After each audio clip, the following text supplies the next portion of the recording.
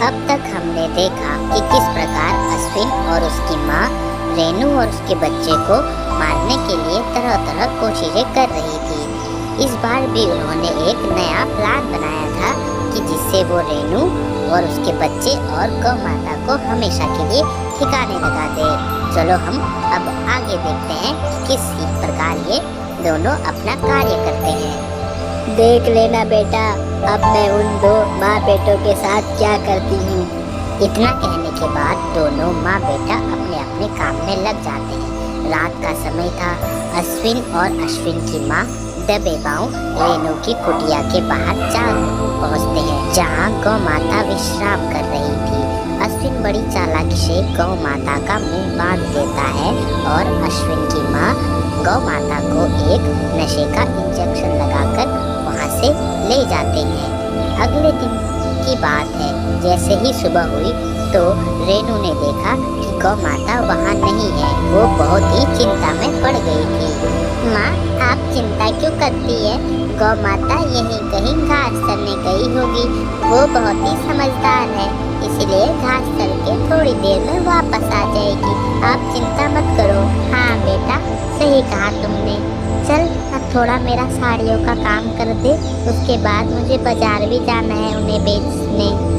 दोनों माँ बेटा जैसे ही अंदर जा रहे होते हैं तभी वहाँ अश्विन और अश्विन की माँ आ जाती है और अश्विन की माँ बोलने लगती है, अरे बहुत हो गई तेरी कमाई, और कितना कमाएगी तू? जब से तुझे ब्याह कर लाई थी मैं, तब से हमने एक दिन भी चैन की सांस नहीं ली, और अब तू धनवान बनने चली है। पिछली बार तो तू जैसे तैसे बच गई थी, लेकिन इस बार नहीं बचेगी। तू और तेरे बच्चे को तो अब मरना ही होगा, देख लेना। माँ जी, ये आप क्या बोल रही हैं? आप होश में तो हैं? आप मेरे रहते मेरे बेटे का बाल विवाह नहीं कर सकती, समझ गई आप? अरे बाल क्या, आज तो हम तुम दोनों का बाका ही कर देंगे। तुम दोनों को मरना होगा और तुम्हारे मरने के बाद मैं इस चरखे को भी तोड़ दूंगा। इसी के सहारे जी रही थी ना तुम। हे गौ माता, हमारी रक्षा करिए, इन पापियों से हमें बचाइए। अरे नहीं आएगी गौ माता, उसको तो हमने रात को ही ठिकाना लगा दिया था। आज मैं देखता हूँ तुम दोनों को हमसे कौन बचाता है। आज तो तुम्हारी मौत निश्चित है, निश्चित। पापी, तूने मेरे साथ जो बुरा किया उससे तेरे को राहत नहीं मिली, जो तूने मेरी गौ माता को मुझसे दूर कर दिया। इस दुनिया में जब रावण का अहंकार नहीं टिक सका तो तेरे जैसे पापी का क्या ही अहंकार टिकेगा। मरेंगे हम, नहीं मरेगा तो तू देख लेना। तू अब ओ रस्सी चल गई पर बल नहीं गया। मैं भी देखता हूँ कि आज तुम्हें कौन बचाता है। माँ, इन दोनों के हाथ बांधकर इनको झोपड़ी के अंदर डाल दो और उसके बाद आग लगा दो। अश्विन के कहने पर अश्विन की माँ दोनों के हाथ पांव बांधकर झोपड़ी के अंदर डाल देते हैं और दोनों झोपड़ी में आग लगाने लग जाते हैं और जोर जोर से हंसने लग जाते हैं।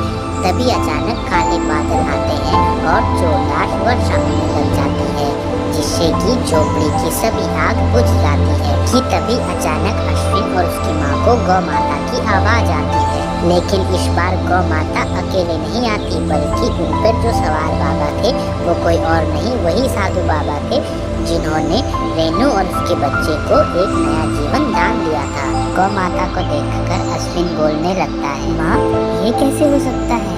गौ माता यहाँ? हम तो गौ माता को इस जंगल से कोसों मील दूर छोड़ के आए थे, पर ये यहाँ कैसे? और इस बार तो ये अपने साथ एक बूढ़े बाबा को भी ले आई। कुछ समझ नहीं आ रहा है माँ, ये क्या हो रहा है? इससे पहले ये हम दोनों पर हमला करे, हमें यहाँ से निकल जाना चाहिए। खबरदार, अगर तुम दोनों ने एक कदम भी आगे बढ़ाया तो मैं यहीं के यहीं तुम्हें भस्म कर दूंगा। अरे बुढ़े, सुबह सुबह क्या भांग का नशा करके आया है तू और हमें भस्म करेगा? जा पहले खुद के हड्डियों को संभाल के देख, उसके बाद मुझे और मेरे बेटे को भस्म करने की बात करना। अश्विन की माँ की बातों को सुनकर बाबा क्रोधित हो जाते हैं और एक मंत्र फूंककर दोनों पर मार देते हैं, जिससे वो दोनों वही बंदी बन जाते हैं। उसके बाद साधु बाबा अपने मंत्रों की मदद से रेनू और उसके बच्चे को अंदर से बाहर लाते हैं। पापा, आप कहाँ चले गए थे? आप तो हमसे कह रहे थे कि आपका निकट समय आ गया है, पर आप आज ऐसे समय में कैसे आ गए और आप इतने लंबे समय तक आखिर कहाँ चले गए थे? हाँ बेटा, मुझे लगा था कि मेरा अंतिम समय वापस आ गया है, इसलिए मैं धीरे धीरे हिमालय की ओर चढ़ने लग गया था। वही मैंने कुछ समय घोर तपस्या की, जिससे प्रसन्न होकर भगवान शिव मेरे सम्मुख आए और उन्होंने मुझे इच्छा मृत्यु का वरदान दे दिया, जिससे मैं यहाँ पर पुनः वापस आ सका। जब तक अब मैं ना चाहूँ मेरी मृत्यु नहीं हो सकती है। मेरी बच्ची, मुझे पता था कि तुम लोग जरूर मुसीबत में होंगे, इसलिए मुझे तो आना ही था। बाबा, आपका बहुत बहुत शुक्रिया। शुक्रिया मेरा नहीं, गौ माता करो, क्योंकि उन्होंने ही मुझे दिशा निर्धारित करने में बहुत ही मदद की थी। जाने अनजाने में जो कृष्णा के कहने से बाण लगा था, उससे ये एक चमत्कारी गाय बन चुकी है। अब और बातें बाद में करेंगे, पहले इन दुष्टों का कुछ इलाज करते हैं। साधु बाबा, आप कृपया करके हमें माफ कर दीजिए। हम आप जैसे इतने महान संत को पहचान ना सके और अपनी इतनी निर्मम बहू को इतने अत्याचार किए इस पर और इसको मारने का भी प्रयास किया। कृपया करके हमें माफ करें। अब से हम कोई गलत कार्य नहीं करेंगे। जी बाबा, हमें माफ कर दीजिए। मेरी माँ सही कह रही है। अब हम बिल्कुल भी सच्चाई के मार्ग पर चलेंगे और कभी झूठ नहीं बोलेंगे और किसी को भी हानि पहुंचाने का प्रयास नहीं करेंगे। कृपया करके आप हमें माफ कर दीजिए।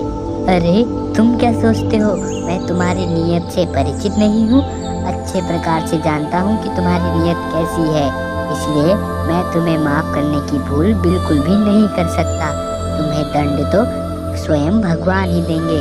कृष्णा बेटा, जाओ, जो बाण मैंने तुम्हारी माँ को दिए थे उनको तुम लेकर आओ। उसके बाद कृष्णा वो धनुष बाण लेकर साधु बाबा के पास आते हैं और साधु बाबा उन पर कुछ मंत्र फूंकते हैं और कृष्णा से कहते हैं कि ये बाण तुम अपनी दादी और अपने पिताजी पर चलाओ।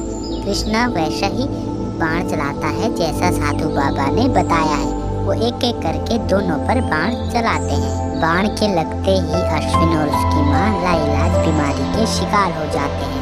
उसके बाद रेणु और साधु बाबा उन दोनों को गौ माता के पीछे बांध देते हैं और गौ माता उन दोनों को उनके ही घर पटक कर वापस आ जाती है। जिसके बाद साधु बाबा, रेणु और कृष्णा अपना आगे का जीवन बहुत सुखी बिताने लगते हैं और गौ माता की देखभाल करने लगते हैं। वहीं दूसरी ओर अश्विन और अश्विन की माँ जिंदगी भर लाइलाज बीमारी का शिकार होकर दर दर की ठोकरें खाने लगते हैं।